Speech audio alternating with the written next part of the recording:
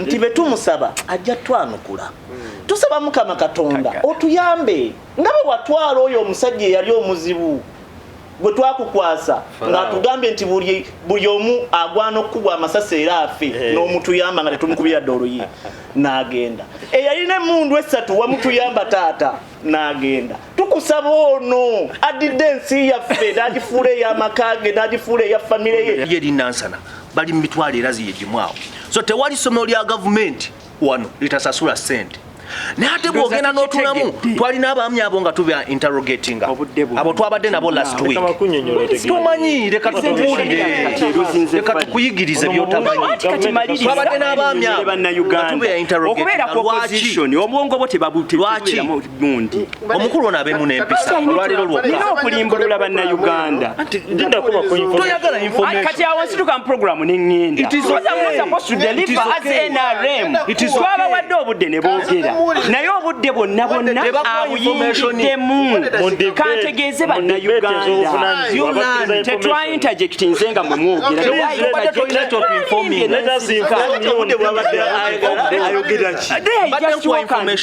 ntinga bannayuganda nga tuinterrogating abaami abo ku sente lwaki bakyajinga abantu sente ezo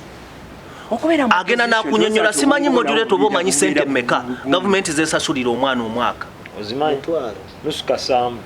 omwaka that is a full year 12,300 buli tamu kitegeeza buli tamu omwana asasulirwa 12,000 mu mmeka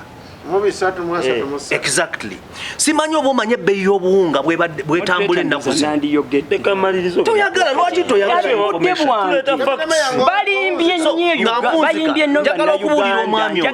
nti gavumenti yaabwe esasulira abaana ba Uganda buli mwana buli tamu emyezi 3 12,000 mu mmeka 12,500 kati practically nga olaba abasomesa abo okukyajinga abaana sente kiri inevitable balina okuba kyajinga kakati maise on that eri bweti Deputy Mayor information agirese tugenda ginoonyerezaako kubanga ekyo kiri doketi yaffe nga ba NRM ruling party bwe kibanga azze n'agamba tibalina sente zebasaba era n'agamba bannayuganda it is inevitable naye bannayuganda tubasasula head teachers they get money bafuna sente ezo facilitating programs basi sente tuzibawa as a government lwaki basaba abantu sente bamusasula nusu kasanvu omwaka yes. Ochikiriza. Nchikiriza. Ekibazo kya kiki. Akasamba ukereza buli tamu. Tine 12,300 3 Wachina bulongi. Ezo sente gwe ewo basasula mmeka. No, mine is a private school. So what? Yes. Kakati kulo bulongi bwa na Uganda. Esebo. Ewo basasula mmeka. Okekale katugambe basasula emitwalo 3. Gavumenti esasula emitwalo 12,300 buli muyizi buli tamu somero ki etasobola kwongeza sente kakati modulator oba mu Uganda problem weri eri bweti problem weri Fake Media omulungi ali ku Fake Media ogamba tena jioli kansilenti bukimu kitambula bulungi muzikwala haja Abdul Mnyami Shafik Lwanga nze akubuza ko bingi ayibadde mu week eno betugenda kubanga atetwogerako ibibuzo by'abaana ab'ekibiina ekyomusanvu byasobodde okubeera nga ate bikomawo muyogeyoge mwenna abasobodde okubeera nga ate muyitira mu madaala agali waggulu bonna ebyaganye ate musobola okuba nga ate mukomawo ne muddamu ebibuuzo ebyo bangi babigwa ne babiddamu ate ne basinga bebasanzeemu soka twemba muzeemu mutege mutesimaanyi tusobole okuba nga ate nammwe tubajjaganya naye nga okugwa tekitegeeza nti obadde tobitegeera nedda wabula kitegeeza nti biwazeemu si bye ebituufu wiiki eno yennyini mubaddemu munnamawulire munnaffe Quraish Nsamba Mukama Katonda yamujjuludde oluvannyuma lw'okulwala akabanga kabadde akatono nnyo tekasusiza na lunaku bw'atyo omukozi wa Vision Group Nsamba Quraish abadde musasi wa moli yagataliko nfuufu abadde akola programu y'akadongo kamu adde atera n'okuyimba mu kaawo naye nga bw'atyo Mukama Katonda yamujjuludde Munnakatemba kazanyirizi bangi badde baagala nnyo byakola Asia wa Charles naye Mukama Katonda olunaku lwakutaano yasobodde okuba nga amujjulula nno ebigambo bingi bisobodde okuba nga ate bitambula ebyaviiriddeko n'omu ku b'eŋŋanda okuvaamu ekigambo buli omu kiyiraliikidde n'agamba okakasa kituufu nti Asia baamuwa butwa. Ekigambo ky'omuntu okufa ne bubeera obutwa kyandibanga kizze kiwulikika nnyo naye tugenda kuba tulinda ripooti egenda okuva mu basawo tukakase ddala kiki ekyasobodde okuba nga kitwala Asia wa Charles n'ebirala bingi tugenda kuba ntyogerako. Honorable Pasis Namuganza twali wano kansala kuzera n'aŋŋamba tebasobola mujja mu kifo ekyamazima ekifo takirina bakimugyeko bushafu egenda kuba nga ateekimujjako ssebo ekifo takirina Parliament yasazeewo ababaka baadde 348 abamuvotinze out 49 okay abamuvotinze out abataano babadde ku saidi ye naye kakati ogenda kunsumbu 348 bamuvotinze out abataano babadde ku saidi ye abasatu bo babadde tebalina nga bagamba tetujja gweno tetulina saidi tugenda kuba tubeerako so byebyo ebyasobodde okuba bibeera mu Parliament atugenda kubeera nga tuyogerako ekiri ekaseese kati ekisiyaga bakirya kyere mutaayi wange bw'otuukayo bwoti mulenzi muno n'akuyita n'akubako akagamo kakuba akawoomu mwana tuteweewuunya anti basobodde okuba nga bayisa etteeka eryo olunaku lwadde lwakuna bwe batyo banna NRM babadde kakumiro ewa Prime Minister Honorable Nabbanja Musafiri twamulabe nga awaata amatooke ng'atudde ku ntebe abalala nno nga batudde basobodde okujaganya abanna NRM basobodde okubeera nga ate bajja wano mu ggwanga Uganda okukulembera n'okuleeta enkyukakyuka eyo nno gye tugenda okuba ntwogerako olunaku lwaleero tugenda kwogera ku nkyukakyuka wano mu ggwanga Uganda. NRM loza emyaka giri 38 giyakamala mu bukulembeze ate nga tukimanyi nti egenda kukola emyaka 4 nga ekyali mu bukulembeze mpaka kalulu tukimanyi nti si kirungi batusuubiza bannaffe abannu si kirungi kuyiwa musaayi twagala demokrasiya so kati kitegeeza myaka 4 agenda kuba nga agikola. Ndina abakulu bano atugenda kuba nga tukubaganya ebirowoozo mu nsonga ezimu oba endala. Tugenda tunuya NRM emyaka 37 ku 38 giyolekera kiki kyekoledde eggwanga Uganda, biki ebikyuse byowayi, biki ebiganye. Tulina bannanno, tulina munna FDC, tulina munna NRM,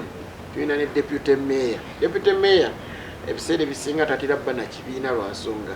aba akulembera ebibiina byonna era ngamba tulina owanno tulina tulina FDC tulina ne deputy mayor aba yalondebwa ebibiina byonna abeera mu kifo ekyo so kakati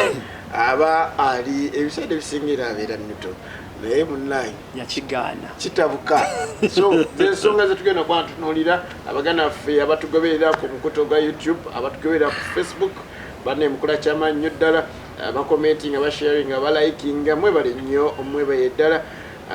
mu nsi zonna ez'enjawulo mukola kyamaanyi. Kansala atugenda kuba tutandika twagala tubeere nga tutandika n'ekiriwo then tudde ku nsonga ya NRM emyaka 37. Pasis Namuganza Honorable omubaka munamuli munnange Simon Muyanga Lutaya yagobeddwa ku mulimu yawumuziddwa naye yandibanga n'okuddako kuyinza obba okutono oluvannyuma lw'okuvaayo n'ayogera mu kujeregerera neyebaza Parliament ogoba Honorable Pasis Namuganza n'ajebaza nti mwebale kujjawo ekizibu ekibadde kiruma Uganda era n'ajebaza n'agigamba kati ngeri gye mumugjeewo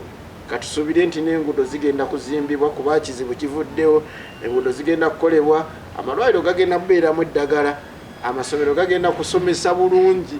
buli kimu kigenda kutereera kuba ekizibu kikoze eki Wannonze nno entono ya monjogera isa alabye mubwe yavumye naye kyekanze yavodde okay yadde okubeera n'omutima ogwa Sseruganda nti wabeera nga waliwo ekintu ekikolebwa ku lw'obulungi bw'Abannayuganda ate tebabalaata kubalaata okwo nakugireegerera ekintu ekitali kirungi ngenda kubanga nkutuukako Honorable Kuzera mu ddakiika emu kitundu Honorable Persis Namuganza Sebo neyanzeege moderator okumpa omukisa okuddamu okubeerako wano ku Fik Media leero naye kyanaku era nti bwana Muyanga Lutaaya ebyasinze okumuviirako emberebeze ye Honorable Persis Namuganza okuba nti yagiddwamu obwesige mu Parliament bamusensarinze naye ekyo kituwa ensonga ng'emu oba bbiri esooka Parliament eno yennyini bwe banga yali eraba nti Namuganza talina mpisa lwaki in the first place bagenda ahead ne bamuvetinga kyekisooka ekyokubiri Namuganza bwagiddwako ekifo ekyo era Parliament mu nsi eziri serious ezina demokrasiya yandibadde takyakola naye ennaku zikati tugenda mu nnaku nnya bukyanga bamuggyako ekifo ekyo but she's fully operating mu office mwali akyagituulamu butereevu era nze nkyayimirira ku kigambo kye nakugamba Namuganza agenda kubeera minisita mpaka ekisanja kino okuggwako Parliament tekyalina makulu Parliament tekyalina buyinza Parliament weeri ababaka bafuna ssente ne bakola naye kakati ekyo kyekigenda okwongera okulaga nti Museveni yawamba institutions mu ggwanga kubanga kyekiri kye nagamba nti omuntu oyo abamunoonyerezaako nga ne Parliament eri mu nteekateeka yakumugyamu obwesige ate gwe President omutuma otya kutwala ettu lya ssente obukadde 5 eri Ssaabalabirizi Kazimba okuzimba ennyumba y'omubuulizi so kyongera okulaga nti Namuganza waali ate era ffe abalabye ku politics edda Namuganza w'amaanyi she has a power behind her so NRM mwetaaga no NRM temwetaaga naye nanyini NRM ameetaaga Mwami Museveni ye CEO wa NRM era yeetaaga Namuganza era ajja kubeerawo Namuganza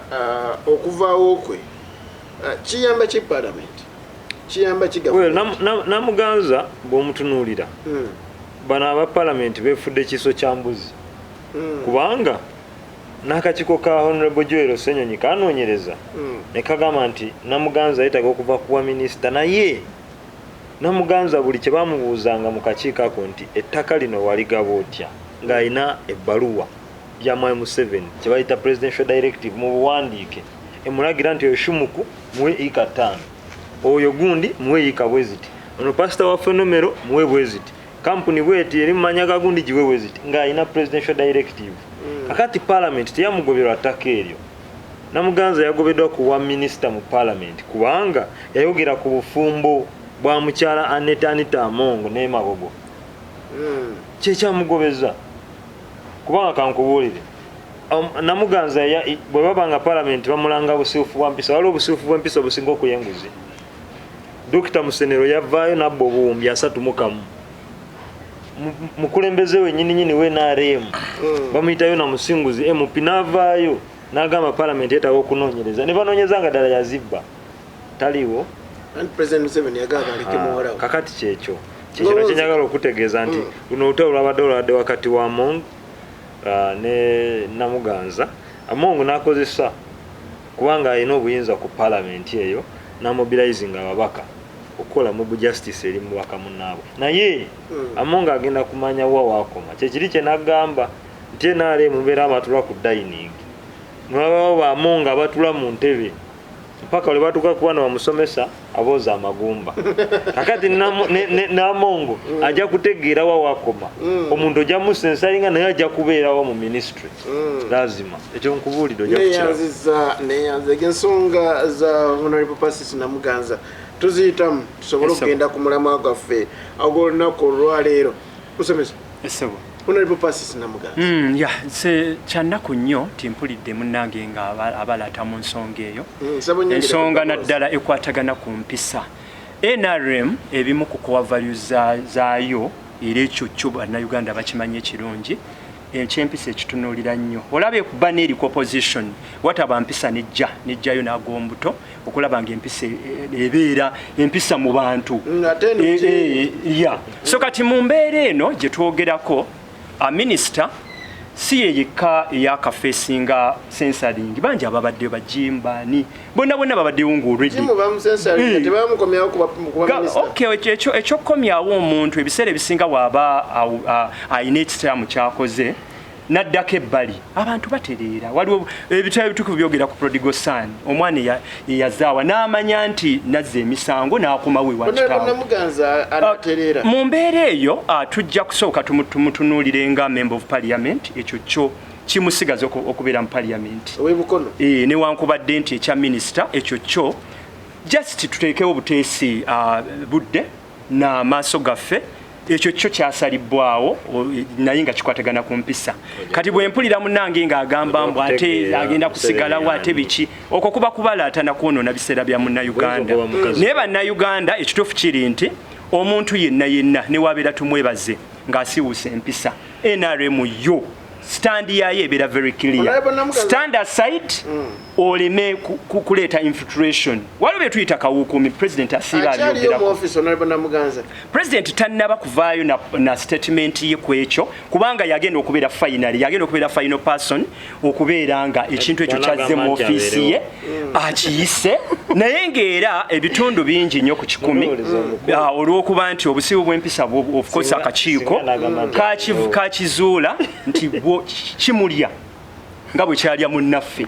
era president tumulinze agenda vayo no official statement ye naye kati ku ssaawa eno akyaweereza kwa president tannavaayo no official statement as a head of state okulaga standi ye adde ebbali abalala bayitewo ye NRM ebeerawo ku bwa bunnayuganda ate ngetunulidde empisa oli musomesa ebibuuzo bya PLE ebibuuzo bya PLE generally ebibuuzo byafulumye newankubadde bannaffe badde babikuba ate simanyi lwaki tebabifulumya nawulirayo n'abaali bagezaako sebo okwekalakaasa olw'okuba ebibuuzo tebifulumye naye enteekateeka ebeera yeetaagisa ebibuuzo bifulume ddala nga buli kimu kiteekeddwa minisita aba yeetaaga okuweebwa information from the UNEP ne babeera nga of course boogeddemu ebibuuzo byafulumye era general okukola esebo omukisa ogulina oyine essomero omukisa ngulira abaana bange bakoze bulungi nnyo era ekyo kyadde kiraga amaanyi g'okubeera nti abaana tuba tubateeseteese bulungi ne tutateeka abaana tutabateekamu bino bya bufuzi ne tubateekateeka okubeera bannayuganda abenkya abakulembeze essomero lyange lyakoze bulungi first grade nakoze ddala eziwera second grade nafunyeyo emu yokka naye first grade 14 zavuddeyo ate abaana nga bayise bulungi be baana 15 nsindika creative junior school gold lyakoledde ddala bulungi era secondary schools ngenda baweereza abaana abalungi abaana bagenda okubeera abakulembeze namuganza nga sinagenda ku biki NRM byekoledde bannayuganda na biki ebiganye mwenna abali ku Fit Media abali ku Facebook mwe bali kubeera nga mutugoberera wamu ne ku YouTube amukola kyamaanyi nnyo ddala weewaawo neyanza moderator nga sinagenda ku passes namuganza nzikirize okusookera ddala namuse kuba tulaba n'abatuwuliriza Fig Media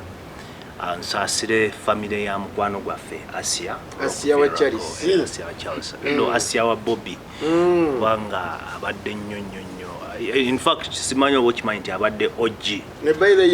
yavayo n'agamba nti Bobby Wine yadda mu kiraasi Asia n'amuleka era principal tumulabye nga agenzeeko okungubaga tulayo principal nga agenza okungubaga ne famire wiiki ebaddemu ebintu bingi naye ndowooza ku kya honorable Namuganza olw'obudde twagamba wano nti Parliament waliwo entalo eziriwo ezitambula naye ng'oluusi teziyamba bannayuganda olwaleero okugoba passes Namuganza si kyekizibu kya Uganda we have problems tulina ebizibu ng'eggwanga ebyetaaga okukwatako okusinga okukola ki okugoba passes zino ntalo zaabwe ntalo za speaker na Namuganza era nkubuulira ebigambo bino ndowooza bwe tunaba tuzze wano ojja kukiraba tujja kuddaano ne wiiki ejja nga Namuganza akyali minisita kubanga wakyaliyo above alina okukola ki ate nga bavuye mu alina okusalawo alina okuteekako omukono so nkusiba nsobola n'okuteekawo wano bandaali nga nsobola okumukuba after a specific period of time nti Namuganza agenda kusigala nga minister agenda kusigala nga minister era lwogenda okulaba nti ebitongole byonna byawambibwa mpozi kambuze deputy mayor singa honorable Namuganza agibwako mugenda kujja waneno mukwate mu nsawo andi nze gambye tujja kudda nsobola okuteekawo bandaali nsobola okuteekawo tagenda kuvaako ku bwa minisita era olwaleero Parliament ke yamaze omugoba yandibadde takyali mu office naye simanyi oba okimanyi nti akyalimu simanyi oba okimanyi nti akyakola ki akyalimu nsuubira processes bbiri omukulu ajja kulwawo okusayininga paka nga ekisanja kiweddeko oba okugenda mu kkooti alage nti no bamugobye mu bukyamu tutambule paka ekisanja lwekikola ki lwekinaggwako so tetusuubira nnyo nti Parliament erina kye yakoze however era tusigala tulina obwennyamivu nti ku babaka olukunkumuli NRM beerina mu Parliament olwaleero mu kifo ky'okutunulira service delivery batunuulidde Namuganza ng'ekizibu ky'eggwanga era kyova olaba olwaleero baagobye mu nnamawulire olw'ensonga ezo naye nga byabadde ayogera byadde bituufu bwe baagobye Namuganza sukaali nakka ebbeeyi bwe baagobye Namuganza amakubo gakoleddwa bwe baagobye Namuganza amalwaliro gagenzeemu eddagala nange bangobe ndi musanyufu nnyo bamugobe kubanga bulijjo yali yasala eddiiro ng'agamba NRM nnungi okugoba kwa Namuganza tekulina kye kugenda kukyusa mu ggwanga era nga mmaliriza ku nsonga eyo nkubiriza ababaka ba Parliament tutunuulire ebintu ebirina amakulu tuve mu bintu ebitalina makulu neyanzege tukyali kusonga za Pasis Namuganza nga wetugenda ku biki NRM ebigiremye n'ebiganyi nebyekoze abali ku Facebook live mwe bali kubeerako waliwo atumidde kansala Twaha omukyala Nambiru Sumayya agambye Maria Mujangula bitwa ate achomugisha Juliet bali kubira kakoli atoboza konte good evening omukyala achomugisha kaza Twa ensonga za honorable Pasis Namuganza abali ku Facebook live sebera moderators nzikiriza mbuzeeko ku batulaba banyabo ne basebo abatulaba n'abatuliza mbalamusizaako buli mu kiti kye nga bulijjo Sendio wa Twaha ayogera ebitakaddiwa twongera okubakubiriza n'okubeebaza okusigala nga mutulaba era nga mutugoberera ku lw'okuzimba nyaffe Uganda. Ensonga za Pasis Namuganza Honorable Pasis Namuganza deposit wansi nkusaba nno tukkirize tumwongereko ekitiibwa nti mukyala wa mukulu era entalo zonna z'olaba z'abajja n'abajja era nkusaba okkiriza owulirize kino ekigambo kye ngenda okugamba nti wano tetulina gavumenti tetulina bitongole bya gavumenti wabula tulinawo Musevenizimu era Honorable Pasis Namuganza omumbejja w'e Busoga agenda sigala nga minisita okutuusa nga mwami Museveni amugobye ku bwa minisita lwa nsonga ssatu esooka mwakiraba bulungi nnyo nti ku Mande ababaka ba Parliament ab'amagye tebajja mu Parliament baminisita bonna nga bakulembeddwa musaba minisita tebajja mu Parliament ekitegeeza nti baali tebakkaanya nakikolebwa Honorable Anita Amongo nga speaker wa Parliament. Speaker na hindo za tayari. Speaker wa Parliament njukira nakugamba nti yetaddeko obwebindu. Talina kukubiriza kwolwo. Yetaddeko obwebindu bwatajja kumalako nabwo. Kuba owekitiibwa Rebecca alitwala Kadaga beyagezaako okulaga mwami Museveni nti ayina essiga erya Parliament yafundikira agobeddwa. Tulabye emirundi mingi nnyo owekitiibwa speaker w'eggwanga lino Anita Amongo nga babaka ba Parliament omuli n'abaami w'abasajja nga bamufukaamirira ekiraga nti ayina amampaati oba ayina obuyinza bungi nnyo bwayolese ate mwami Museveni ebintu bitabyagala olaba musajja kikubanze nyinzo bana alaba ku mukyala nze nno n'abasajja besijja kugamba bangi nze nno omukisa nti njogerako n'ababaka ba Parliament ababa naye ababaka bangi nnyo bafukamirira owekitiibwa speaker Anita Amongo amwe muli ne bbaawe si bbaawe mukyala we Magogo kubanga omukyala yawasoma naye mu ngeri y'emu ngenda kubanga nkomawo ate twongereyo ku nsonga ezo endala wano wetugenda kubanga tutandikira atwogere ku nsonga ya biki ddala NRM byekoze wano mu ggwanga Uganda naye tunabituukako Mwalabye kufa kwa Asia n'okufa kwa Nsamba Christ nsaba tukiyite mangu okufa kuno kwazzeewo mangu ffenno ng'abasiraamu tumayindi kadali ejja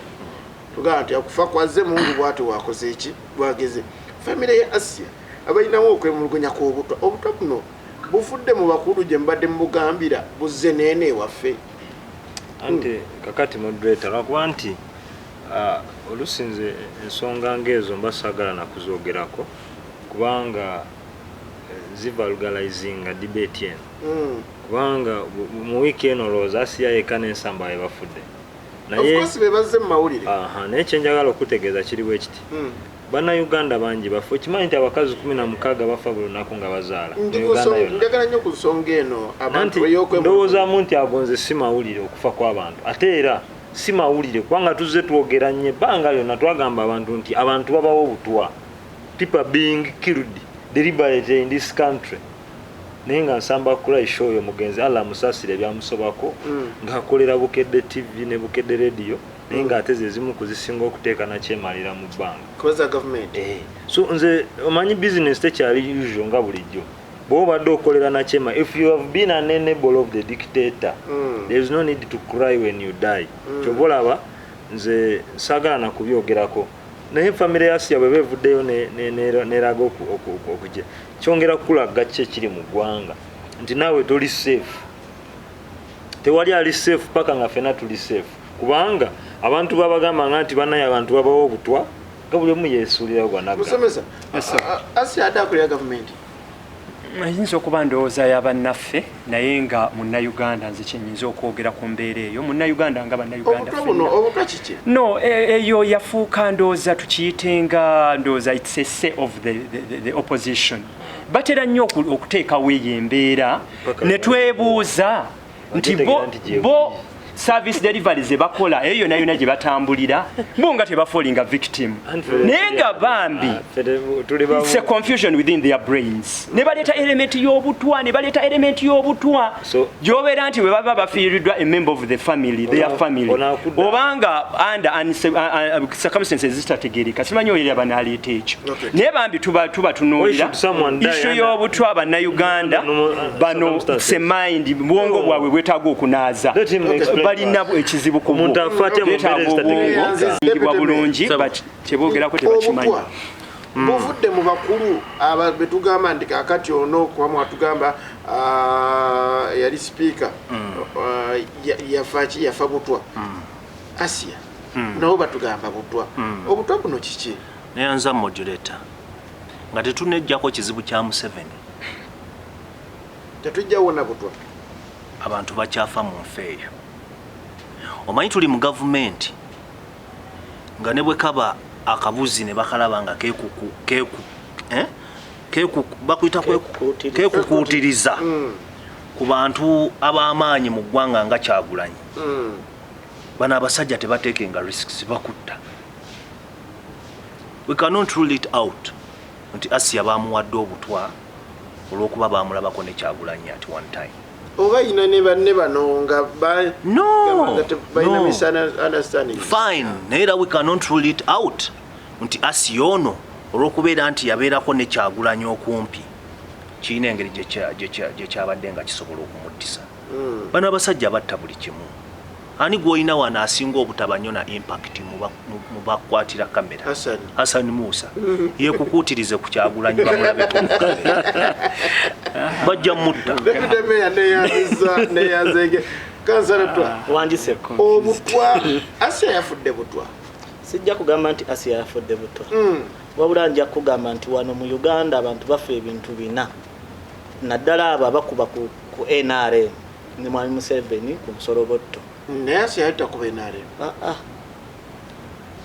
abantu wano mu Uganda bafa obutwa gavumenti nekiyita blood clot era buli woliwuya blood clot omanya obwo bwabadde butwa abantu bafa accident empatiike mu njogera ennyangu batemulwa mu accident abantu bafa amasasi abantu bafiira mu safe houses naye kyannaku okubanga twawambibwa ng'ensi yaffe eri mu buwambe bannansi ne mugaana okwerwanako byebyangesewo neyanzege NRM kiki kyekoledde eggwanga Uganda mu myaka 37 abali ku Facebook live olunaku lw'ejjo babadde mu kujaganya ekakumiro wetwalabye ne Prime Minister Honorable Nabbanja Musafiri ng'awaata emmere y'amatooke ng'atudde ku katebe. Kansala, njagala ensonga tuli ku NRM biki byetukoledde ddala President Museveni kubanga yanunula eggwanga lino era n'agamba atujje mu basajja babayita bamusibira mu bbwa so najja mu ggwanga Uganda n'atusuubiza bingi nnyo bigenda okututuukako era bannayuganda bajjajjaffe bamwesiga najja wano mu ggwanga Uganda n'atukulembera naffe omukisa ne tugufuna ne tumusanga akulembera n'essaawa ya leero n'atera n'okkuba embaga ya Henry Bweggu Hassan agenda kuddaka awase nange empasi tomanya ayinza okuba yakyaliko. President Museveni biki ebiganye biki byatukoledde?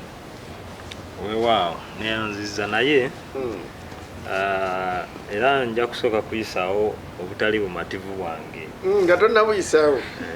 eyasiibudde mukyala Namubirazeemu n'abatumirako n'agamba nti Honorable Namuganza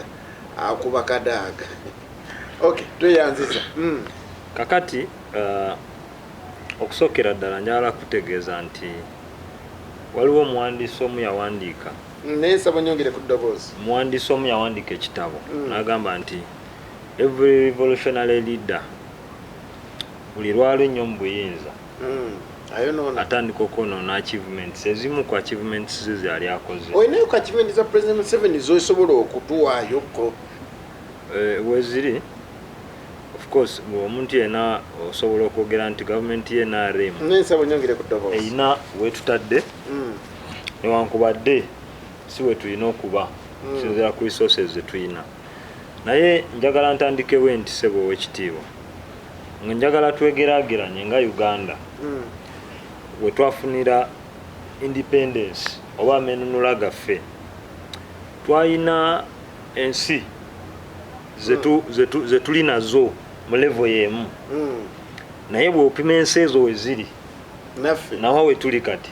osobola okutegeera nti gavumenti y'NRM etukoze bubi nnyo nnyo nnyo. ngenda kuwa nga tesunanagenda ku Dubai ngenda kuwako ensi emu bagiyita Singapore. These are facts. Singapore twali tugisinga economy wise, nga tugisinga resources, nga tugisinga population, nga tugisinga ne stability. Wetwafunira independence mu 1962. Lwaki nkutute ku independence? Nti mu myaka egyo gyonna gavumenti y'NRM yesingako emyaka emingi mu buyinza ku gavumenti endala ezibeerangawo. Yensonga lwaki nkutandikidde eyo. Naye Singapore kati essaawa zino y'emu ku gye bayita Asian Tigers kubanga eri self dependent kati yeetengeredde ensi yeetengeredde. Ekisooka tekyali mu third world countries nga ffe wano. Singapore erina budget yaayo eri surplus. Simanyi oba omanyi kye bayita surplus budget. Surplus budget ye budget gy'obeera nayo nga ensi yo okola byokola byonna ne biggwawo n'osigazaawo ne ssente. That is a surplus budget. Ffe wano ewaffe tukyali ku deficit budget kubanga tufuna ssente ne tutugenda nga tulina n'okwewola okulaba nti tuyimirizaawo budget ate ne tusigala nga tukyetaaga. Kakati njagala kutegeeza nti nze submission yange ku NRM njagala kugipimira ku 10-point program yayo gye yaleeta eyagireeta mu buyinza kubanga bamala okuwamba obuyinza mu 1986 balina programs 10-point programs 10 zebagamba nti zino ze zituleese era ze tugenda okusibako okulanga tereza eggwanga lino. Esooka ya demokrasiya. Njagala kubuuza nga wonzira mwana waliwo demokrasiya? Honorable Kyagulanyi atugamba we. Nkubuuza ekibuuzo wano waliwo demokrasiya practically nziramu ekibuuzo. Oba tokisobola kukiddamu tosobola kukiddamu kubanga bino bena bikuwanga buli kyenkwa nkuweerako n'ebirabika kubanga oboga nti ensi erimu demokrasiya nga Dr. Kiza Besigye mu wiiki eno wennyini nyini ne Honorable Kyagulanyi bategeka olukiiko nga lulina mu hoteri munda ku Emerald Hotel nga bagenda kwogera ku nsonga z'amafuta g'eggwanga agatukwatako ffenna n'oyungula polisi n'esalako ekitundu kyonna naye ate nga mutabani wa Museveni yalabibwako embale ne Sebeyi ng'ali mu kukola campaign kati simanyi oba gwe muntegeerayo n'entegeera ya musomesa ono n'abatulaba wali ku Fake Media bajja kutubulira oba oyo demokrasiya awo njagala kuvaawo ngende ku nsonga endala ngenda kuzijabulajabula kuba nnyingi ensonga ey'okubiri batugamba nti wano wagenda kubaawo security etabanga nawo njagala kubuuza ekibuuzo ne munnayuganda nkimubuuze naffe wano bapanalist is Uganda secure tekisoboka kubanga nkuwa ekyokulabirako nti abayekera b'EDF basala ne bava e Congo ne bayingira Uganda juzi ntebinaa kuva mu mawulire njagala kutegeeza nti Karamoja sub-region yonna eri mu ntalo eri mu buyekera katoresoring eringa katoresoring mu Karamoja n'abantu bafa is Uganda secure waga nti NRM nabye tukoledde nzija kakati njagala kuzza ku nsonga ey'okusatu yali dakikemu yokka consolidating of national unity and elimination of all forms of sectarianism okimanyi kwe kusosola mu mawanga oba kwe kusosola abantu nga osinzira ku bitundu gye bava njagala ogende okole savoli mu namawulire otambuleo ku polisi ezitwetoolodde wabaayo DPC nga Muganda oba nga avaano mu centro bewalala kakati ezo programu zaabwe njagadde omanyi waliwo bateeka marking guide bano basajja basomesa noteeka marking guide ngeri kwataano njagadde okujajinga NRM mu maaso g'abatulaba bano nga nkozesa programu eyaabwe gye baleeta programu endala gye njagala okusembyayo eri elimination of corruption and misuse of power wane nguziweeri nziraamu oli moderator ate oli muna Uganda ate ng'oli musajja musiraamu ate Muganda weri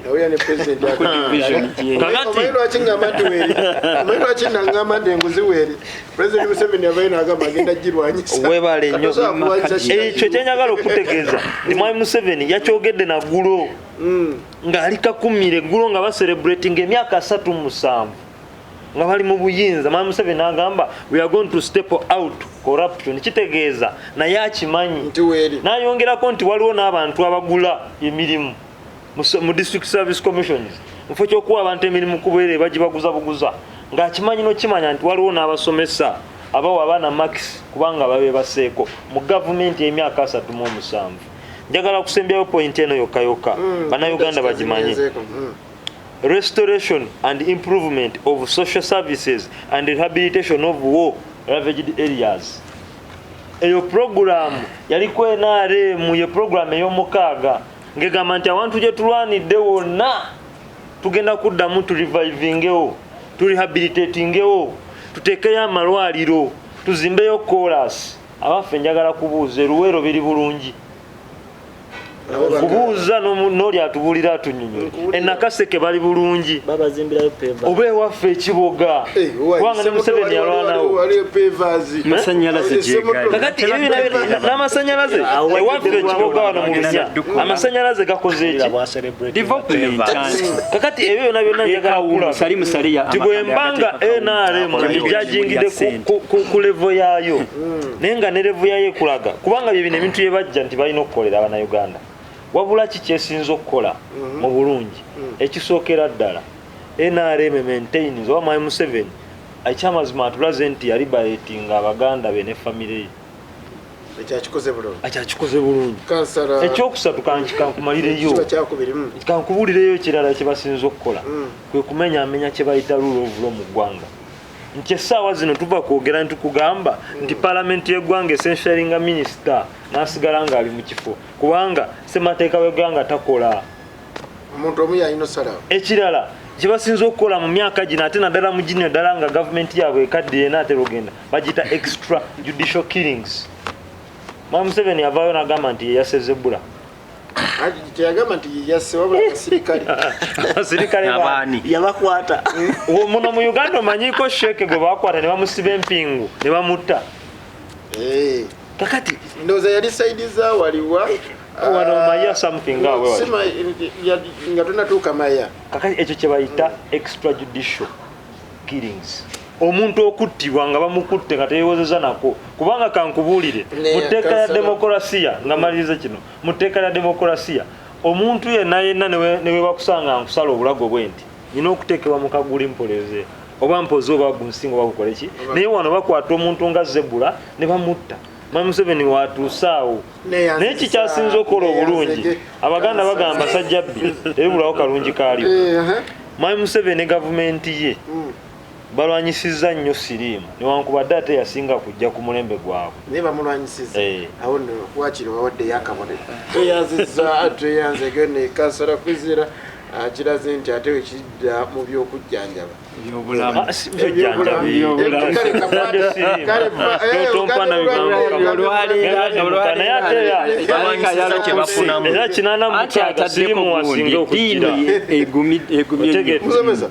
mbadde njagala nkuyiteko nsoke n'abasajja bano bonna ndyoke mpunzike nawe kyoba osazeewo obulimba bujja kuba bungi nja kulimbulula bannayuganda aneyanza modulator byetukoledde n'ebiganyi mu 1986 tukozesa dakika 5 ng'ennaku z'omwezi 25 yes Museveni n'abantu be baawamba Uganda era ne batugamba nti baliberatinze eggwanga lino era mu speech gye yasooka okukola yayogera ebigambo n'agamba nti this is not a mere change of government but it is a fundamental change. Ebigambo ebyo era ne batuwa 10-point program kwe baali bagenda okutambuliza eggwanga lino naye wetutuukidde olwaleero nga batufuza emyaka 37. In fact mu kubeera nti baali balese fundamental change okusookera ddala ebimu ku bigambo President Museveni bye yayogera yagamba nti ekimu ku bireetedde Uganda obuzibu kwe kubeera nga abakulembeze tebaagala kuva mu buyinza naye yamala n'akitereeza ate yakitereeza n'agamba nti kye yali ategeeza nti abakulembeze ataagala va mu buyinza nga tebalondeddwa nkola statement gye yakola okulwa mu buyinza osobola okulwamu whether olondeddwa oba tokoze eki tolondeddwa so n'akivumirira ekyokubeera nti balwa mu buyinza omukulembeze y'omu mu bimu bye yayogeranga yali agamba power naye twakizudde nti yali ategeeza power gana masannyalaze omukulembeze n'akola statements era olwaleero tutunuulira eggwanga nga lidobonkanye tetuyinza ku ruling out nti NRM nga government terina birungi ebitonotono bye yakolako nali ntandise okutegeera mu 1996 Semwogerere we yavuganyiza ne Museveni era nga abantu bakyasobola okuvaayo ne bagamba nti NRM government ki nnungi nti era waliwo ebimu ku bye yaleeta oba mu kiseera ekyo bye yali ereese kwe kubeera nti abantu baafuna ku mirembe ne bava mu gavumenti eza bamuyitanga dduka ne babeera nga exactly naye olwaleero gavumenti ya Museveni ebigiremye bye bino wammanga okusookera ddala twogere ku economy y'eggwanga eyo yonfu simanyi oba olaba nti nnungi ebadde statement yo nti nabo bennyini batuuka okuvayo ne baadmitinga nti ekyamazima ebyenfuna bibatabuseeko sijja kukigenda wala kuba munnayuganda amanyi nti essaawa eno sukaali agulibwa 15,000 bw'oba oyagala okugula akamotoka ak'okuvuga olina okukwata ssente n'otikka ku welbaro n'ogenda n'ogenda mu bondi osobole okukola ki ogula emmotoka tutegeraganye nti mu kiseera nga tulina n'ennooti ey'emitwalo 5 ndowooza kati keetabuse banaatera tuwa ya mitwalo 10 Uganda weekoze ki weetuuse mu economy tetulina na governor wa Bank of Uganda eyo yonna economy ekyo kankiveeko tugende ku health services oba health care tuli mu nsi ng'omuntu yenna bw'alwala ow'obuvunaanyizibwa balina kumujja mu ggwanga bamutwale ebweru w'eggwanga asobole okufuna obujjanjabi nga n'ensi ze tubadde tutambulirako ku peesi y'emu abaffe Magufuli yafiira mu nsi ki ye yennyini exactly Tanzania naye wano ewaffe omukulu kabwejjungira n'amala alwala bw'ati Bugirimani tasobola na kusula wano balina omuddusa bamutwale ewali obujjanjabi ani akulimba buli lwafuluma ebweru aba agenze ku treatment aba agenze ku treatment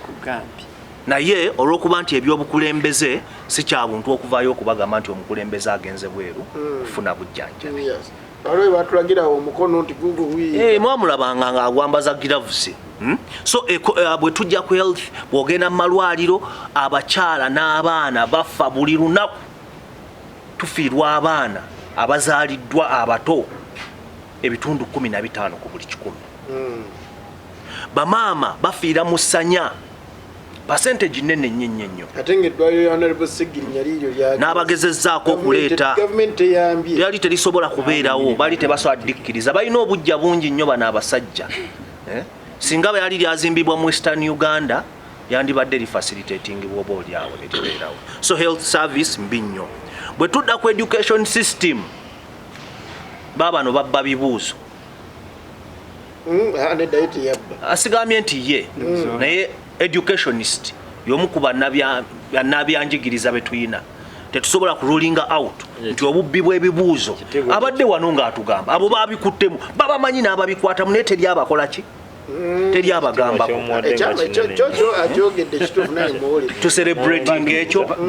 ng'eggwanga nga batufugidde emyaka 37 tuyimirire tutandika okucelebratinga nti obubbi bw'ebibuuzo bungi mu ggwanga kyetwandibaddeko essaawa abaana bayita kumbe abaana abayita bo bayita tutunuulire amasiga ga gavumenti agaliwo tumanyi gavumenti etambulira ku masiga ameka mutubuulire oba wakyaliwo essiga eryetengeredde ekola ki okuleka agikulembedde yekka naye bano bonna abagiriko wansi okuleka agikulembedde no bw'obeera ne executive kitegeeza nti wonna bonna balina okuba function naye olwaleero naggulawo oluzzi ayita president n'ab'omu katale k'omwowino nga balwanagana president jangu otuyambe as if talina ba ministers so nessiga eryo eryandibadde nga likola liriko omuntu ogwo omu ali function anti mumuloopera nti no bali enguzi no empower them bwe baba nga bali enguzi bameka baakutteko n'anyiga ne tulaba nti nayina baanyize tutunuulire ekitongole kya parliament olwaleero oba legislature bakola ki ndowooza olaba ebiriyo bya namuganza byaki bwe babaawo ekyokusalawo ng'abayita enkyankwanzi nga bakomawo nga bagenda tewakyali siga lyetengeredde kyekimu n'ekitongole kiramusi nga mpunzika gavumenti ya NRM olwaleero tetulina kye tuyinza kugamba personally sina kye nyinza kugamba kikyatambula bulungi tekiriiwo express highway simanyi oba olina history omulungi eryo ekkubo lyatandika okudesigningibwa during Amin's reign. That is when its design came out. Construction tutegeraganya implementation omanyi kye bayita government ne bwe tube no mu local government ne bwe mbanva mbuyinze enkya mpulaningira abagenda okuddako era ne bajja ne ba implementing ekyo kyenkoze eki kyendeseewo so kitutta obudde buwanvu nnyo mu myaka 37 Amini yavaako mu 1979 okuva mu 1979 express ezimbiddwa mwaka ki simanyi oba okimanyi n'okukimanya nti eryo lyekkuba erisinga ebbeeyi mu nsi yonna nkimanyi bulungi nnyo mu nsi yonna that is the most expensive road ne simanyi oba bw'otunula mu nsi yonna lyekkuba erisinga okulabika obulungi oba lyerisinga okwegombesa kakati tuwaanire nti bakoze Entebbe express highway nga nayo yabbanja simanyi oba okimanyi nti essaawa eno bw'oyitako osasula basoloza abasajja sente zaabwe oye bano bamusomesa tebalina mmotoka ebyo tebabimanyi so nga mmaliriza buli bagamba abaganda bagamba nti ekitava ku ssengejjero kifuuka wankindo oba oliawo ebirungi byaliwo ng'abamu tetutegeera na kutegeera because I was born in 1989 that was kitegeeza gavumenti eno yajja emyaka 3 nga sinnabakola ki kuzaalibwa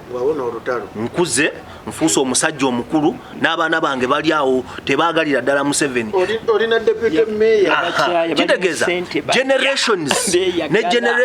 generation y'abazadde baffe yagitta asse eyaffe ate kati atandise n'okutta ey'abaana baffe neyanziza deputy mayor kansala twa wangisebo ndi naawe muna FDC era sebo munankyukakyuka kayingo nzikiriza nebaza abatulaba n'abatuuliriza era nzikiriza nkwebaze okumpa omukisa okuyita mu kubaganya ebirowoozo ku kuzimba nyaffe Uganda emyaka 37 eja NRM nze nno njiyita myaka 40 tetuyina kalungi ketufunyeemu okuleka okwongera okumanya abantu bana obubi bwabwe. Mwami Museveni okuva mu 8 bwe basinga omumanya naye Mwami Museveni utawuti yatandika mu 8 yatandika okulwanyisa gavumenti nga ne kinata natuuka yalinga tubalinga yalinga 1900 ndowooza kinana nga mu musanvu natandika olwanyisa gavumenti naddukako ne wano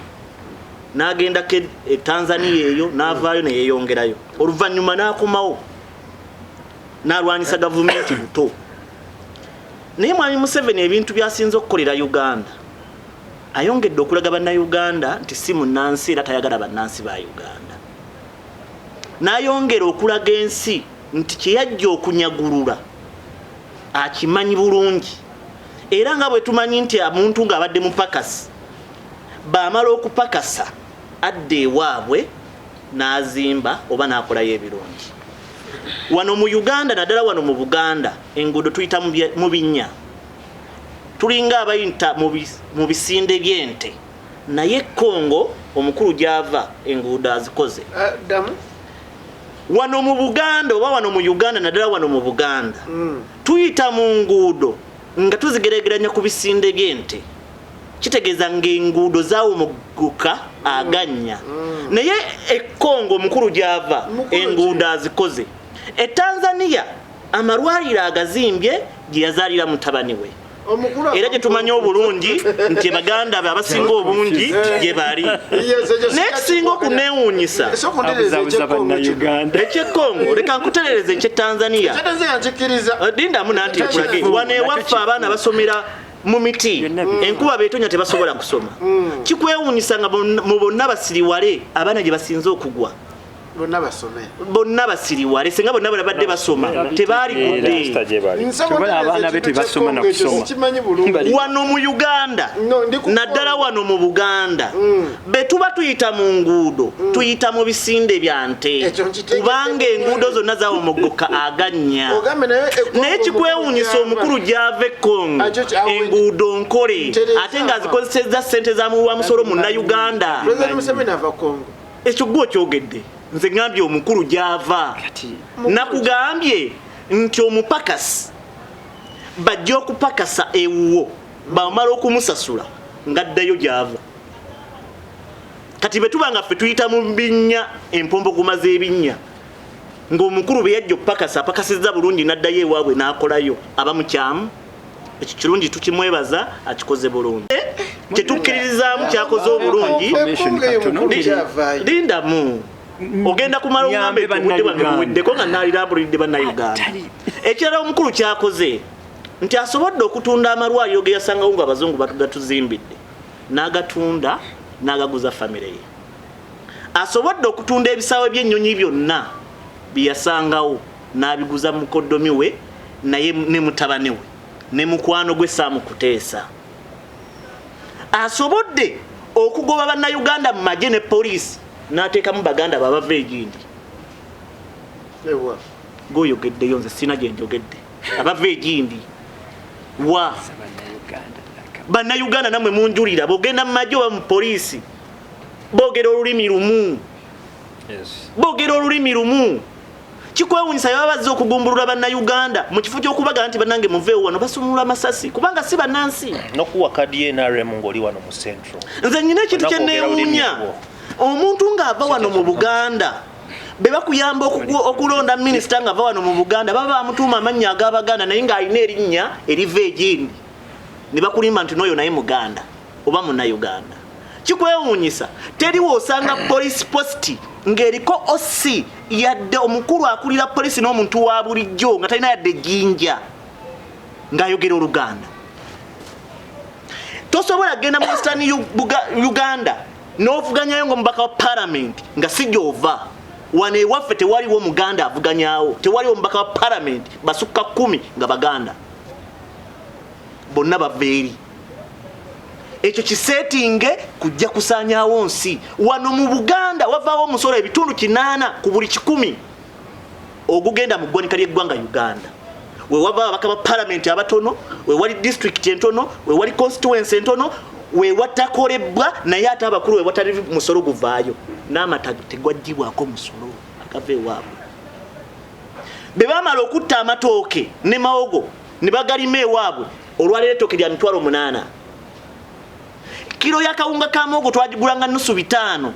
leero ya 13,500 akawunga ka muwogo. Oyina womanyi kuno wano mu Buganda alina musiri gwa muwogo?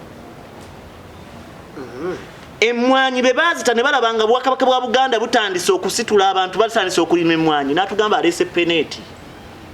Oye Mwami Museveni. Mwami Museveni nze ekirungi kyasinze okunkolera nti yeeyambudde n'afuuka enkima gyekoma okulinnya okulaga obwereere bwayo. Mwami Museveni atulaze ki kyali naki kyayagala. Tuyina ensi gye bayita North Korea yakafugibwa President basatu. Mwami Museveni ayagala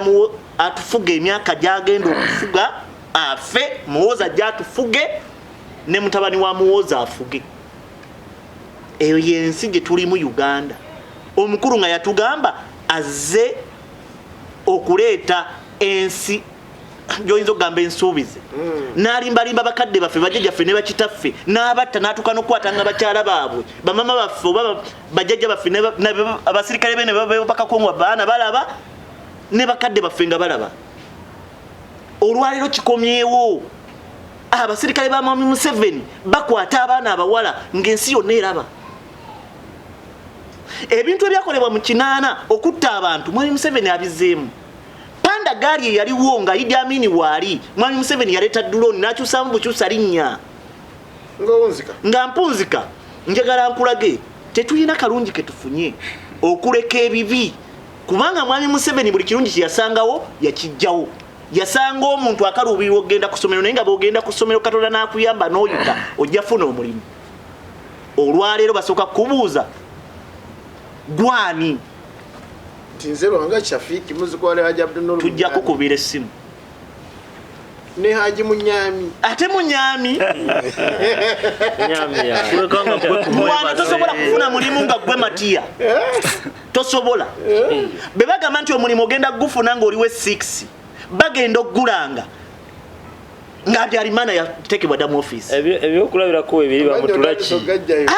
nze njogedde Habyarimana yani. Ekirala kye njagala osembayo nakyo nti tulina omukisa abantu betumanyi obulungi abalwana ne bawamba ne gavumenti abasinga obungi nga mulimu ne kayiira tetumanyi nfa yaabwe. Mulimu omukulu yalina okubeera president wa Rwanda ali luddawa yafa Rwigema ali luddawa. Njagala ntegeeze bannayuganda nti bano abakulu bajja baseetinze nga bakimanyi bulungi balina okukozesa ffe oba bajjajjaffe bo batuuke ku birungi. Era sebo njagala okutegeeza saagala oddemu kuubisa bannayuganda ng'ogamba nti twabadde meenunula. Omukulu Mwami Museveni tihabulwa oba nantawabulwa yeenunula ye ne muganda we Sale ne mukyala we Janet minisita w'ebyenjigiriza bidibaze byonna mutabani we muwozi n'aba muri ku lusegere ffe tetwenunulanga era ntegeeza bannayuganda nti ffe tukyali mu lutalo okutuusa nga twenunudde era mbasaba okutwegattako okukola buli kimu tusobole okununula nnyaffe Uganda tusobole okubeera mirembe buli omu gye yeegomba abaana baffe n'abazzukulu bagenda tunenya nnyo be tuli bati tusitukiddemu kampite wano sebo nzikiriza mpayo sekendi emu nzikiriza Mukama Katonda atugamba nti be tumusaba ajja twanukula tusaba Mukama Katonda otuyambe nga bwe watwala oyo omusajja eyali omuzibu gwe twakukwasa nga tugambye nti buli omu agwana okukubwa amasasi era afe n'omutuyamba nga tetumukubira ddoluyi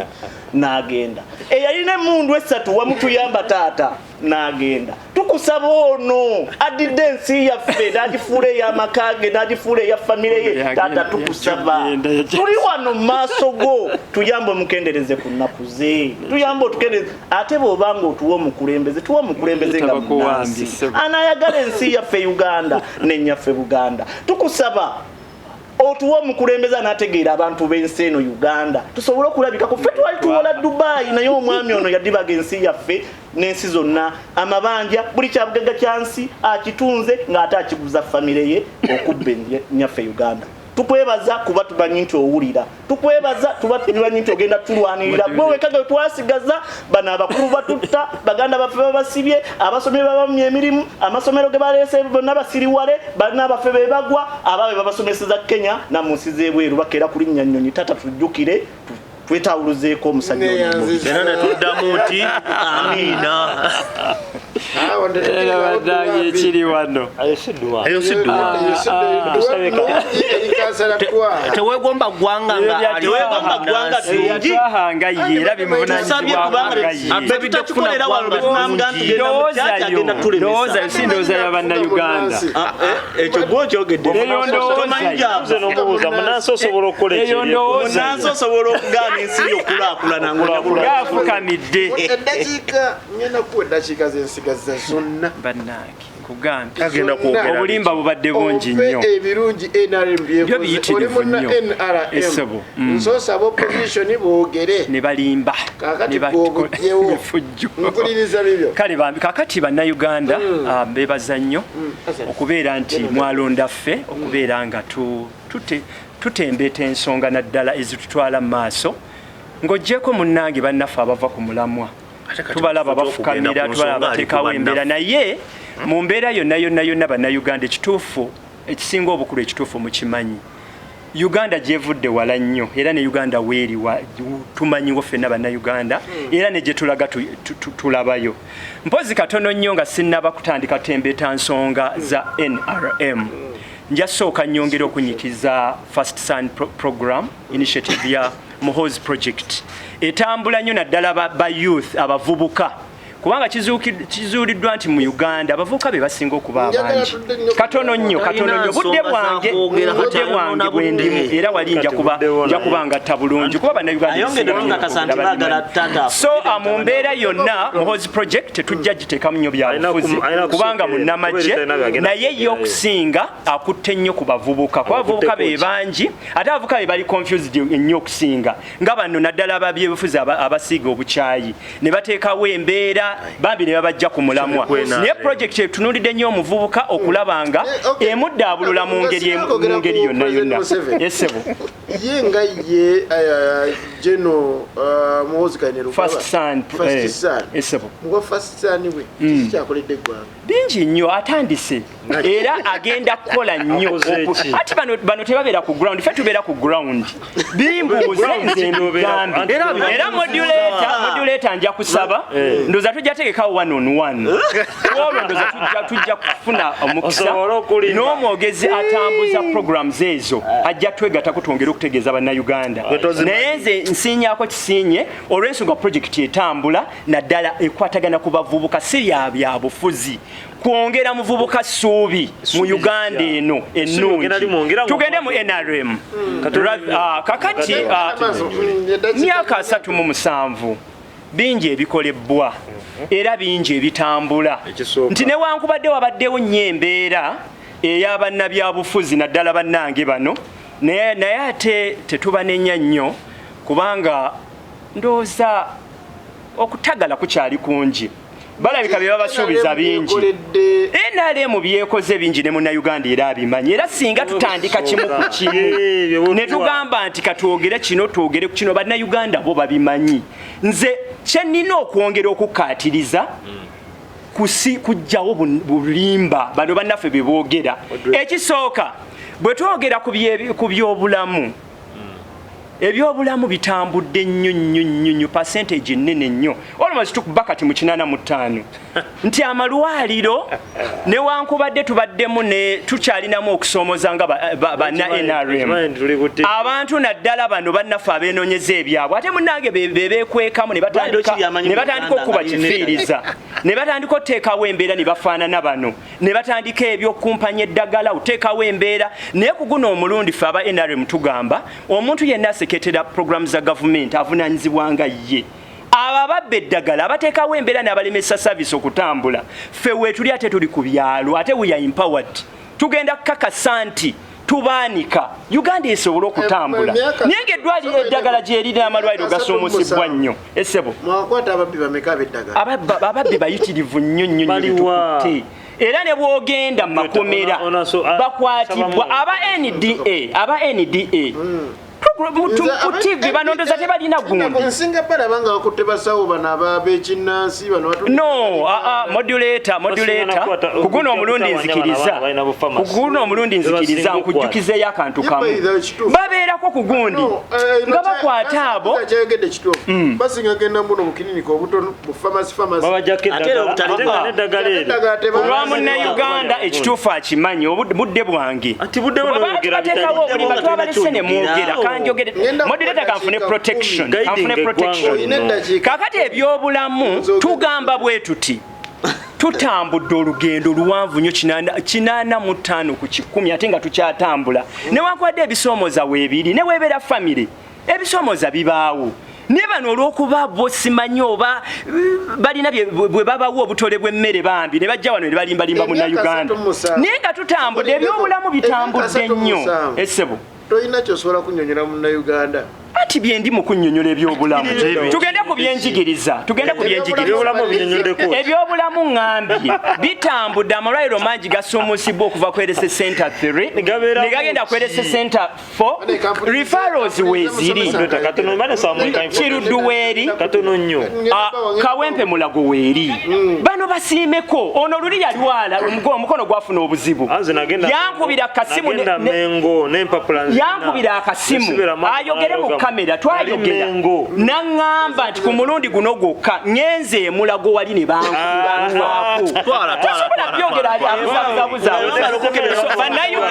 bannayuganda nze nnyongera obbazaamu essuubi ebyobulamu tukoze NRM ekoze kingi nnyo eddagala gyeriri malwaliro newankubadde bano beenoonyeza byo tebagala nagenda mufuna saavisi zabwereere era omuntu yenna munnayuganda tujja kugabana amasimu gaffe oyinza n'okuyita ku fiki media bw'ogenda mu ddwaliro ne wabeerawo omuntu akusaba ssente ekituufu kiri essebo kyogamba tebazisabaayo ati services zabwereere they are free of charge nze ebbanga eritali lyawala omwana wange bamuzaalira mu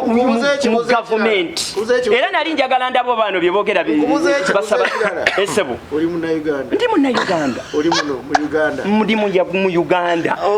efugibwa President Yoweri Kaguta Museveni the man visionary leader kaakati tugende mu maaso ebyobulamu bannayuganda babitegeera bingi tutambudde olugendo tutambudde ebisoomoza weebiri n'ebyo nga visionary leader gwe tulina president twalonda bulungi agenda bakwata kawukumya ajja kugwa mu malwaliro ajja kugwamu tugende ku byenjigiriza moduleta kantegeeze bannayuganda bano babalimbye nnyo tugende ku byenjigiriza essaawa eno akyagaba obutimba bw'ensiri ekyo kiryoka ensiri ziri buli wamu obutimba obwogabi obutimba bw'ensiri kiri mu sitaani twagala bannayuganda abalwadde twetaaga obutimba bw'ensiri bannayuganda obudde wange tebatuganya fe aba NRM okwogera naye katugende ku kiddako katugende mu byenjigiriza ati bwe temubimanyi bano tebabimanyi tugende ku byobulamu kabyabulamu ono atugamba nti ebyobulamu biri bulungi minisita waabwe owa information ne national guidance Chris Baryomunsi yali ewaabwe eyo gye bayita ekanungu nazirika ne bamutwala mu Kambogo Health Center gye baali bakasumuusa naye nga teyina defibrillators ezizukusa omutima kyatwala okuba nti basitula chopa nande egwanga egende muno nemete Kampala ye health system gyatugamba tukyogedde kaliba ya minister okubeera nga bamujjayo ne bamuleeta tekina buzibate ekirala nze bannayuganda bano tebatukiriza kwogera ebisoomooza tetuganyi nga ba NRM ebitusoomooza nga bannayuganda weebiri bano kye baagala ekibasanyusa ekiba tekyakolebwa kinaakolebwa bwe babanga kye baagala okola tugende mu byenjigiriza tugende twabawadde obudde ne boogera mwasiize nnyo abantu obulimba kati ndi mukwali kyobola bakati temwagala njogere tugende ku byenjigiriza pulezidenti we yabadde ekakumiro yakoze statement n'agamba Headmaster yenna omukulembeze w'essomero wa UPS aba ssente tugenda tandika na mu area muno asaba abaana ssente n'alemesa abaana ofuna free education oyo akwatibwe oyo kawukuumi ekyokubiri bali babitandise ne tubiyingiramu bakyusa headmaster ne bamuleeta headmaster bwe yajja n'atandika oteeka office structure nze kennyini nagenda it is on record nagendayo neŋŋamba nga kansala ku NRM ruling party kyokola kikyamu yeekuba mu mutima era abana ku mixed kiryoke naawo kiri fair kati tugende maaso neyanza moderator kyannaku nti omukulu ono ali ku ggwanga ali wabya era alirimba ndi deputy mayor wa division. It is okay ky'abantu bakimanyi manyi ekigenda maaso masomero ga government but you are not on the ground. Okay ona ali mu office ali abi sausage omulaba bali abi sausage na mfuma government program za government abeereyo nga ali abi sausage sirika ko tuli ku ground sirika ko obeera mu nempisa muganda wange obeera mu nempisa alimba tuyina ono ne bombuza amasomero ga government ge tuyina mu division eno tagamanyi Lwaki sigamanyi zendi wa NRM amanyiko limuli ne limuli okwo naye of recent nabadde awantu wano manyi ne ssente ze bakola ki ze basasula ekyamazima waliwo ssente zisasulwa era kazo mixed yawo basasula emitwalo 12 tulina essomero ddala liri Nansana baliyita St Joseph Catholic Church basasula emitwalo 15 tulina essomero ddala baliyita St Stephen basasula emitwalo 16 ne requirements ziri mitwalo 15 tulina essomero ddala baliyita SDA lirira lyeri Nansana bali mu mitwalo era ziyegimwawo so tewali ssomero lya gavumenti wano litasasula ssente naye ate bwogenda n'otunamu twalina abaami abo nga tuba interrogatinga abo twabadde nabo last week tumanyi leka tutubuulire leka tukuyigirize by'otamanyi twabadde n'abaami abo nga tuba interrogatinga obwongo bwo tebabutebundi omukulu ono abeemu n'empisa olwaleero nina okulimbulula bannayuganda toyagala information kati awo nsituka mu programu n'eŋŋenda twabawadde obudde ne boogera naye obudde bonna abuyingiddemu kantegeeze bannayuganda tetwainterjectinze nga mwe mwogera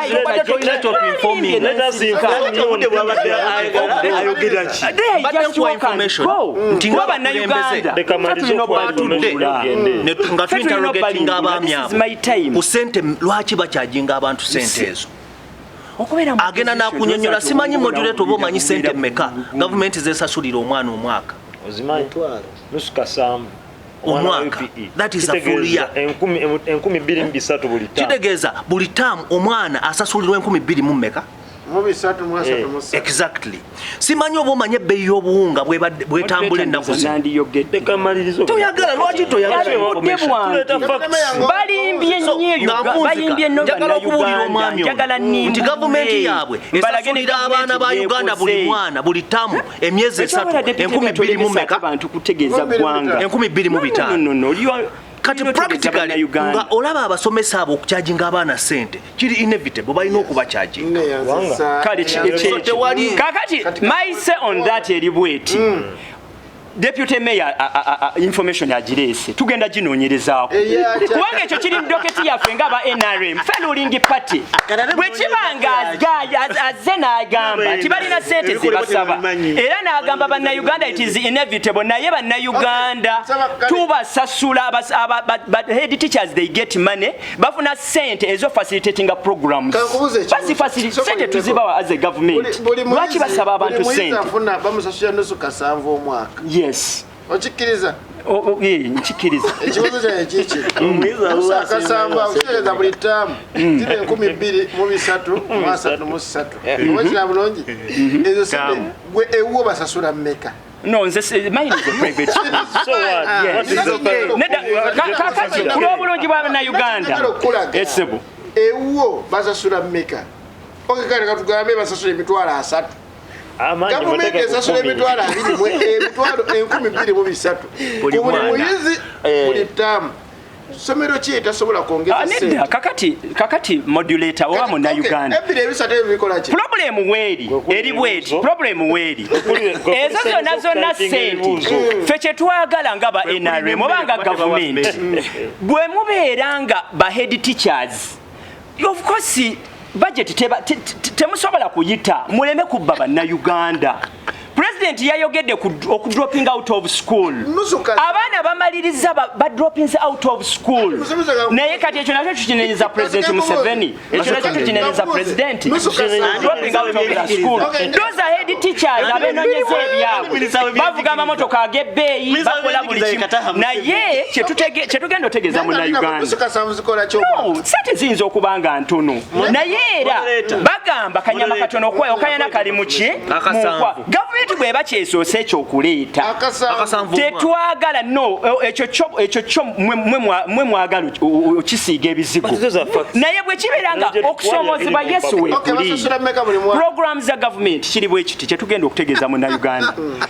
programu yonna ebeereetebbwa ne bweba nga ssente entono naye tusiimeku kyetuba tulina okuteesa era bannayuganda tugambe nti naye ssente entono naye nze sobola kuyimirira ku timba egaggadde olwa fik media mpagire ba head teachers abalemesa programu ya gavumenti ogenda maaso abaana okusomera obwerere ekyo kyo nja kikuba paka mpozi nga siri kansala wa NRM Kazowadi ate tugenda tutambula Uganda yonna tetwagala abantu balemesa bannayuganda tugende ku nguudo enguudo zikolebwa